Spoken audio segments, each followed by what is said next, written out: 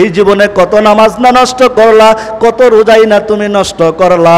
ওই আল্লাহ পাকের কবরে যাইবা, কবরের সামানা তুমি নিজ থেকে জোগাড় করিয়া নাও। ওই কবর প্রত্যেক দিন স্লোগান দেয়, সকালবেলা স্লোগান দেয়, এ দুনিয়ার মানুষ শোন, আমি বড় ভয়ঙ্কর ঘর, আমি তো পোকামাকড়ের ঘর, আমি নির্জরতার ঘর, আমি সাপ বিচ্ছুর ঘর। খবরদার খবরদার, তুমি যদি নেক আমল নিয়ে আসো তোমার জন্য সুসংবাদ, আর যদি বদ আমল নিয়ে আসো তাহলে তোমার জন্য আমি বড় কবর ভয়ঙ্কর হয়ে যাইব।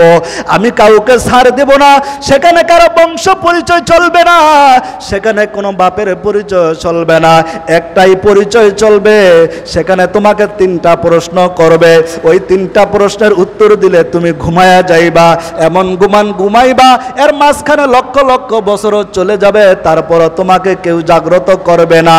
কিন্তু তুমি যখন ওই 3টা প্রশ্নের উত্তরে আটকাই যাইবা, তখন এক পাজরের মাটি এক পাশের মাটি অপর পাশের মাটির সাথে এমন ভাবে আঘাত করবে তোমার হাড়গুলা চুরমার হয়ে যাইব।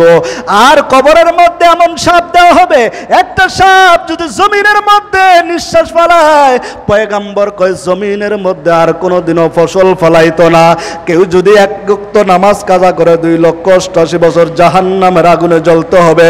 তোমার কত নামাজ কত রোজা কত কিছুই না নষ্ট হইল, এখনো সময় আছে, এখনো সময় আছে, নিজের জীবনটাকে পরিবর্তন করিয়া নাও। পরিবর্তন করার এখনোই তো সময়। তোমার যৌবনকালটা আমার আল্লাহ বড় পছন্দ করে।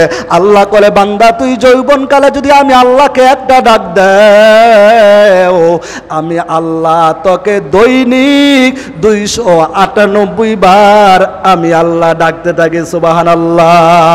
কাদের কুত তু দারি বরকামান আনতা রব্বি আনতা হাসবি জুল জালাল ইয়া ইলাহি মুঝসে মুঝকো दूर कर ताके देखो मुझ में तुझको एक नजर।